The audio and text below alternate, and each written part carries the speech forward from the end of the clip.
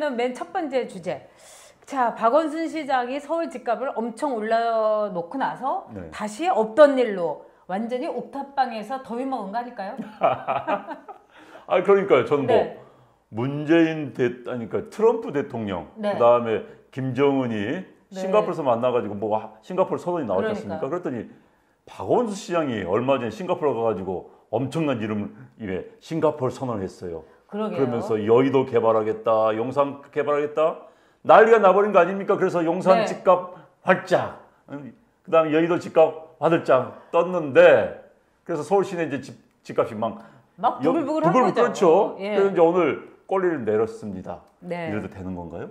아니 그런데 집값은 다 올려놓고 그러면서도 이 박원순 시장이 정말 한심한 게 지난 14일에 그 난리통 그 통째로 여의도 뭐 용산 개발을 한다고 해서 뭐 만리동 고개까지도 난리가 나고 그럼요, 막 그게 일파만팔로 서울시의 그 강북까지 쫙 퍼져나갔는데 지난 14일에 한겨레하고 또 인터뷰를 할 때는 이건 일시적인 현상이다 이렇게 얘기했어요. 그러니까요. 저는 그걸 보고 더 놀랐어요.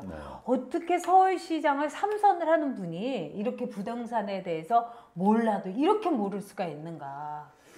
그러니까 일단 정부에서도 그 용산 개발, 여의도 개발에 대해서 일단 제동을 걸었습니다. 그렇죠. 집값이 오르는 거 당연히요.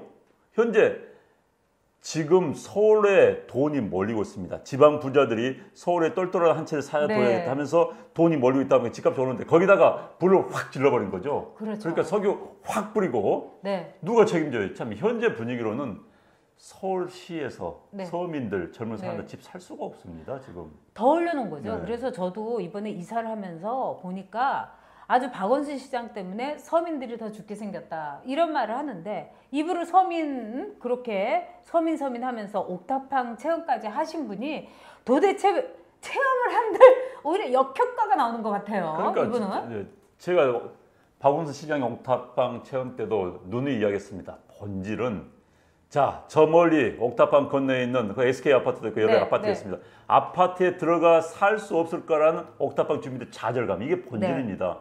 이 양반이 옥탑방 나오면서 그분들 좌절을 더 심화시켜 나왔어요. 이제 옥탑방 주민이 어떻게 10억짜리 집을 어떻게 삽니까? 아니 그리고 정말 이분이 저는 진짜 한심한 게 싱가포르 가갖고 도시 재생을 하겠다 뭐 이러면서 용산과 여의도를 통째로 개발하겠다는 거는 굉장히 그 화력이 센 거잖아요. 그렇죠. 그러면 여기에서 파급될 걸 전혀 생각하지 않고 더구나 문재인 정부는 지금 집값 잡기에 혈안이 돼 있는데 완전히 신나를 쫙 뿌린 거예요. 그래가지고 청와대에서 굉장히 나쁜 소리를 들었나 봐요. 막 고성이 오갔다고. 그래가지고 본인이 직접 나와가지고 절대로 안 한다고. 이거 완전히 백기항복인데 문제는 자기는 백기항복했지만은 여기에 피해 본 사람이 한둘이 아니잖아요. 그럼요. 지금 갑자기 백기를 들어버리니까 또 이제 어떤 분은 선의의 피해자, 정책의 피해자로 할 수 있죠. 오른다고 하니까 자기 집을 계약했다가 갑자기 안 한다고 하니까 빠지면 그 사람도 어떻게 되는 거예요. 그래서 지금 박원순 시장이 그런데 처음에 시장 될 때 이명박 뭐 서울시장식의 토목공사 하지 않겠다, 뭐 재개발하지 않겠다라고 했었습니다. 그런데 딱 두고 보니까는 한 게 없어요. 시민들이 이제 지적이 나오는 겁니다. 아니 박원순 시장 있죠. 뭐 휴즈 트리라든가. 아니 그러니까 뭐 동네에다가 무슨 협동조합 만들겠다는 거 무슨 뭐 내 마을 조그맣게 꾸미기 운동 그것은요. 저기까지 시골에 죄송합니다만 그 면 단위에서 한 사업들을 하고 있어요. 면 단위에서 서울시는 그런 도시가 아니에요. 그런데 그런 식으로 하다 보니까는 한 게 없다 지적을 받으니까 이제 갑자기 진로된 겁니다. 뭐 개발을 하겠다. 이게 결국 뭐 논리대로 한다면 이명박 대통령식을 흉내낸 거예요. 그런데 이게 이제 결국은 집값까지 오른 여러 가지 악수를 두고 있는 겁니다, 지금. 아니 그리고 우리가 같이 방송에서도 이렇게 보고 그랬는데 굉장히 방송 출연을 좋아하실 뿐만 아니라 이 어떤 사안에 대해서 아주 깊이 들어가는 게 아니라 그냥 훑고만 지나가더라고요. 그래서 제가 여러 서울시장 봤지만 참 심하다. 그리고 서울 시민으로서 참 앞날이 깜깜하다 이런 생각했었어요. 그러니까 이제 굉장히 이른바 쇼통에 능하신 분이 아닌가 생각이 들어요.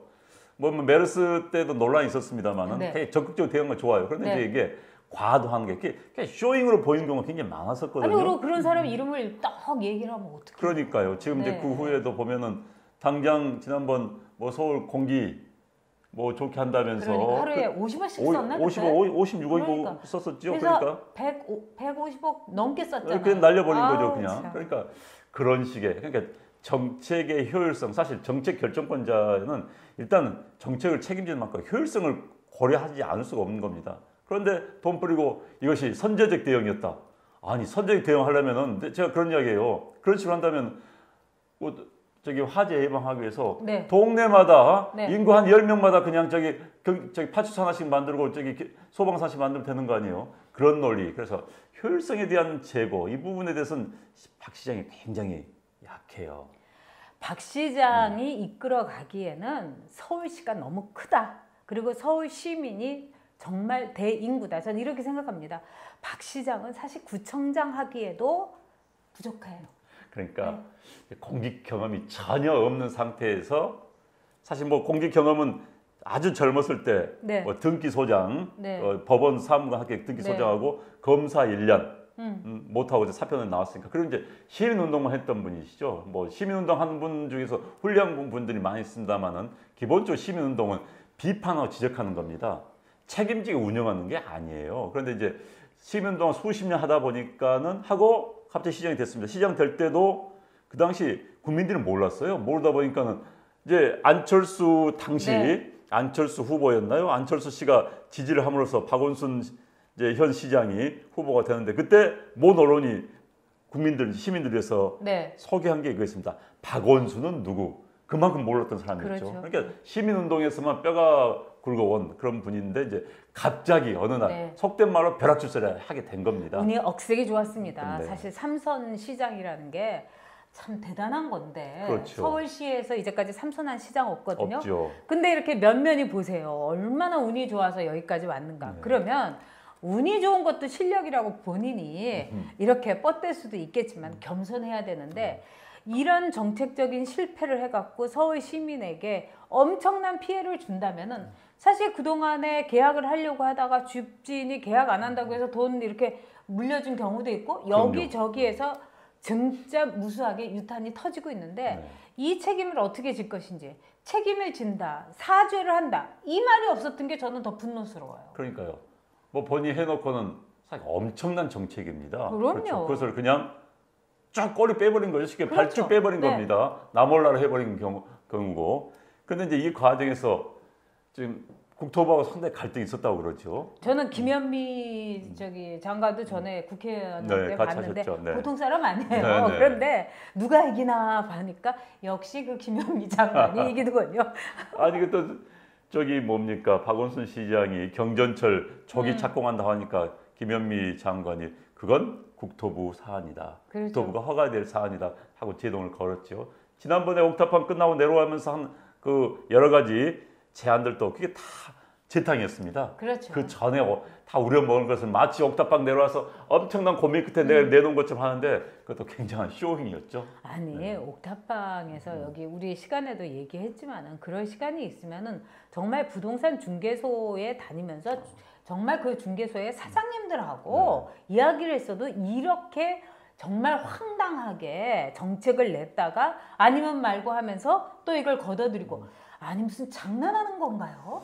그러니까 저는 이제 사실 저는 공직자들이요. 네. 이제 뭐 서울시라든지 어디 운영할 수 있는 사람들은 기본적인 서민들 사람 이해할 수 있어야 되는 겁니다. 자, 우리 아파트 생각해서는 우리 서민들 삶이 이렇습니다. 평범 월급쟁이들, 우리 누나도 그렇고 저도 그렇고 보통 그렇잖아요. 그렇죠. 돈을 모아서 그다음에 주택부금을 들잖아요. 주택부금 들어서 다 하면 이제 이른바 그 주택 신청을 하길 네. 자격을 얻는 거고 또 아니면 돈을 모아가지고 전세 사고 전세 또 끼고 집을 사고 이 과정을 거치면서 집을 장만하는 게 일반적인 과정인데 박원순 시장은 그런 걸 하지 않았을 것 같아요. 아마도 제가 아마 박원순 시장이 지난번 서울시장 되기 전에 압구정동에 50평대 아파트를 그렇죠. 월세로 살았습니다. 월세 수백만 원대 월세로 살았죠. 그때 박원순 시장의 재산이 마이너스였습니다. 그러니까 토탈 마이너스 3억 2천만 원이가 3억 몇천만 원이었어요. 그런 분이 월세 수백만 원짜리 압구정동에 산다?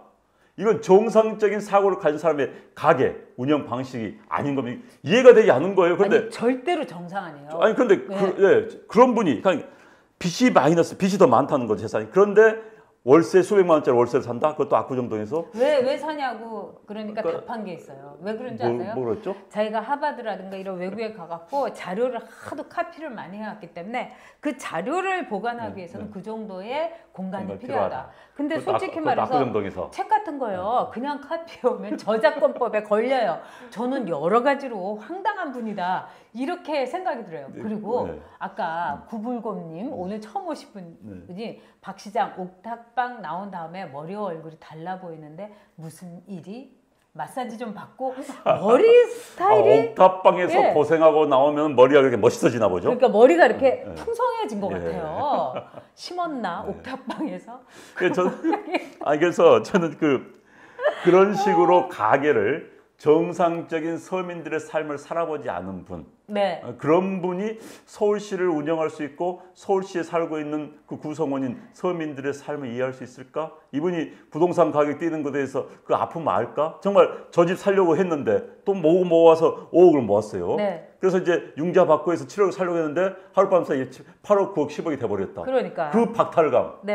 또 내가 오늘 살려고 계약을 할까 말까 하고 있는데 딴 사람한테 계약해버릴 때 그 괴로움. 이걸 모를 거예요, 그 양반은. 그걸 아는 사람이 서울시를 운영하여도 국정을 해야 되는 겁니다. 아니 전세나 월세를 올릴 때도 참 그 밀당이 있어요. 저도 전세 살아보니까 저기 그 주인이 이제 올해는 또 얼마를 올릴까. 그러니까 거의 그 석 달 전에는 이제 통보를 해야 되고 하니까 반년 전부터 그게 이제 어떤 때 잠이 안 오고 막 이러는데 이사 가야 되나 말아야 되나. 그러면 복비는 얼마가 되지? 그러니까요. 그러면 이사 안 가는 게 낫겠지? 이렇게 되는데 참 답답하고 한심한 양반인데 지금 우리 이 김지선님 이선미님 참 이 쓴웃음 나온다 이러는데 우리 백지연님 나마스테님이 부인 얘기를 하셨어요. 그러면서 임문짤님 오늘 처음 오셨는데 머리 파마한 것 같다. 근데 그 시장 부인도 굉장히 젊어 보이시고 외모에 신경을 쓰시더라고요. 그래가지고 진짜로 제가 아는 부부가 있는데 박 시장 부부하고 옛날부터 알았대요. 근데